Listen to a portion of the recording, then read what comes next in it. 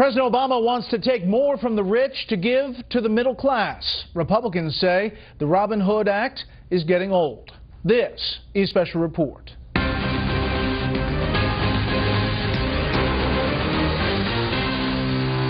Good evening. Welcome to Washington. I'm Brett Baer. It appears the centerpiece of President Obama's State of the Union speech tomorrow will be dead on arrival in Congress.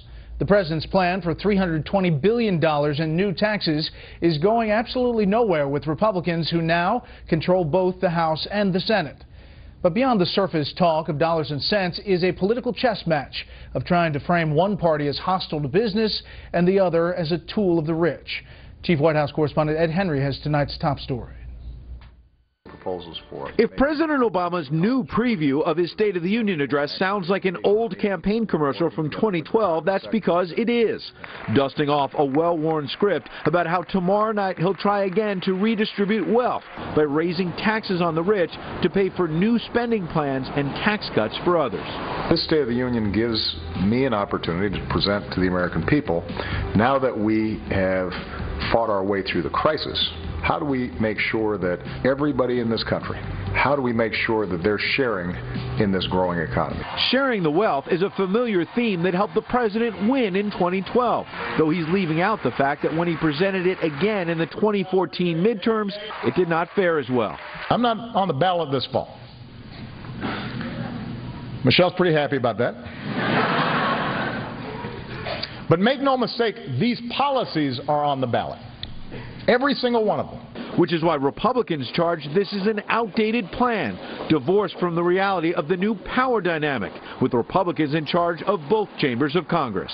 The notion, first of all, that in order for some people to do better, someone has to do worse, is just not true. Raising taxes on people that are successful is not going to make people that are struggling more successful. The plan involves raising $320 billion in new taxes on the rich to pay for $175 billion in tax cuts for the middle class, plus $60 billion for so-called free community college for millions of Americans. And the president's senior advisor faced heavy skepticism when he pitched it to CBS News' Bob Schieffer. Is this for real? Do you really think there's a chance that something like this could pass? Now that the economy is in a stronger place than it's been in a very long time, we need to double down on our efforts to deal with wage stagnation and declining economic mobility. And so the simple proposition that we should ask the wealthy to pay a little more and invest more in the middle class, give the middle class a raise. White House aides clearly feel the president has more room to run given that recovering economy, which has lifted his approval rating to 50% in a new Washington Post ABC News poll, the first time it's reached that high since the spring of 2013. Yet the same poll has danger signs for the president as well. When asked about his executive actions on immigration, 41% said they should go forward. 56% say they should be blocked.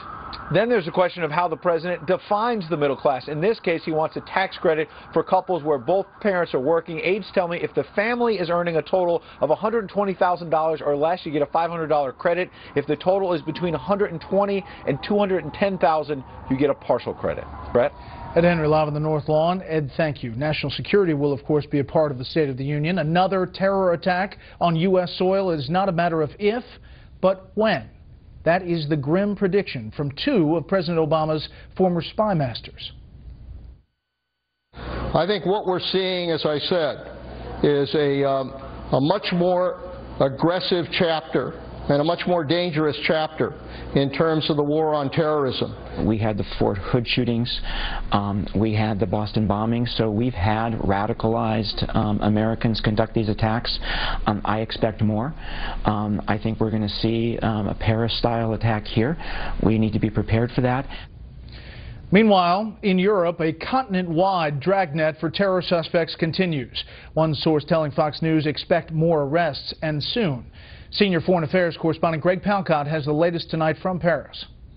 The streets of Europe look like a war zone. Belgian soldiers in Brussels guarding sensitive sites, including the U.S. Embassy, as French soldiers continue their patrols. This after days of terror attacks and anti-terror raids. 9 people are held in France as possible accomplices to Ahmedi Koulibaly, believed responsible for the kosher supermarket shooting. And after the thwarting of a terror plot against police, Belgian authorities are seeking the extradition of suspects arrested elsewhere. Homegrown jihadis are getting fighting experience experienced in the Mideast and are bringing terror home. The European Union wants help from the Arab League. The threat is not only the one we faced in Paris, but also spreading in many other parts of the world, starting from Muslim countries, and we need to strengthen our way of cooperating together. Meanwhile, the gunmen believed behind the Charlie Hebdo newspaper shooting were buried this weekend in unmarked graves amid a lot of security. Officials were worried the graves of Sharif Kouachi and his brother Saeed would become shrines. There was a very public funeral in Martinique for the French policewoman allegedly also shot by Ahmedi Coulibaly.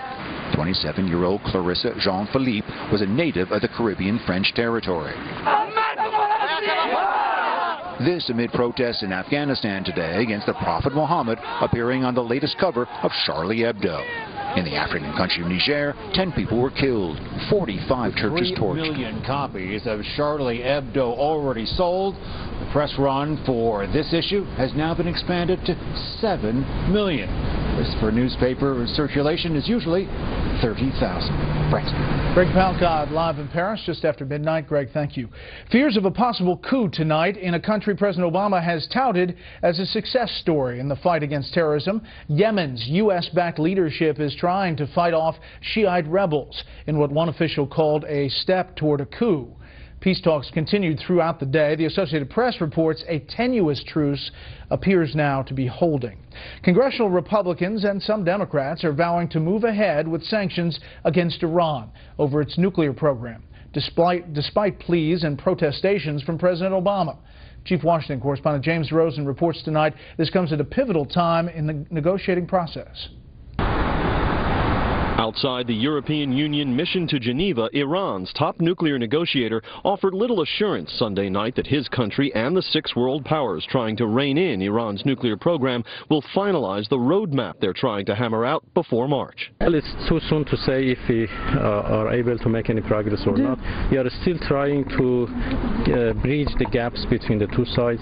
The comments came after President Obama, joined on Friday by British Prime Minister David Cameron, urged U.S. lawmakers in both parties who are eager to impose fresh sanctions on Iran to hold their fire. Mr. Obama cited the likelihood that even if the sanctions are made contingent on a failure of the talks, Iran and America's allies in the negotiations, notably Russia and China, would react so adversely that the talks would collapse, bringing with it a heightened risk of military conflict. Whether that would necessarily lead directly to military action, I think, is too large a jump to make, because the party that's most to blame for all of this are the Iranians, who have dug in their heels, played games with this process through several extensions, and who've openly gloated about it, almost taunting the Americans to respond.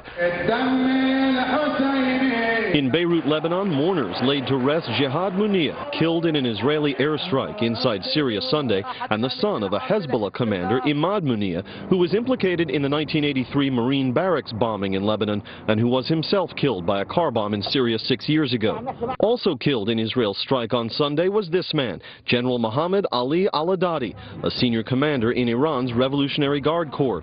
Analysts fear the latest tensions between Tehran and Jerusalem could serve to harden Iran's posture at the nuclear talks and also stiffen the backs of American lawmakers eyeing new sanctions to keep Iran from attaining a nuclear weapons capability. If they move in that direction, we're going to pass tougher sanctions. The question is, when do we do it? And that's the issue and discussions taking place on Capitol Hill. I do not see a good deal coming out of this administration, and a bad deal is worse than no deal at all. So, you know, I think imposing additional sanctions is the only way to bring Iran to the negotiating table in good faith. And file under taunting, Iran's supreme leader, Ayatollah Ali Khamenei, noted the American holiday today by tweeting, quote, "Many years have passed since the equality of blacks and whites was first declared on paper in the U.S., but discrimination still prevails. Hashtag MLK Day." The Ayatollah's tweet omitted the fact that Iran's judiciary still sentences people to amputation and flogging and discriminates against women, ethnic and religious minorities, and gays and lesbians. Brett, I guess he didn't mention that because he ran out of characters. 140, that's right. James, thank you. Up next, Senator Ted Cruz tells Republicans how they could go down in flames again in 2016. First, here's what some of our Fox affiliates around the country are covering tonight. Fox 11 in Los Angeles with the bizarre death of an actor and fitness model hit by a Metrolink train in Burbank. Police say the killing of George Gregory Plitt Jr. was not a suicide. They said he had a small camera crew with him when he stumbled onto the train tracks Saturday afternoon. Fox 25 in Boston as the NFL investigates allegations that the Patriots used less than fully inflated footballs during Sunday's win over Indianapolis in the AFC Championship game. The Pats creamed the Colts 45-7 to earn a spot in the Super Bowl against Seattle. Inflation or not. And this is a live look at San Francisco from the Fox affiliate out there, KTVU. Gorgeous shot, Golden Gate Bridge. The big story there tonight is the final trip for the last Freedom Train in the U.S. About 1,600 passengers spent part of their Martin Luther King Jr. birthday observance on the trip from San Jose to San Francisco. The train is ceasing operations after 32 years due to declining interest and a lack of funds. That's tonight's live look outside the Beltway from Special Report. We'll be right back.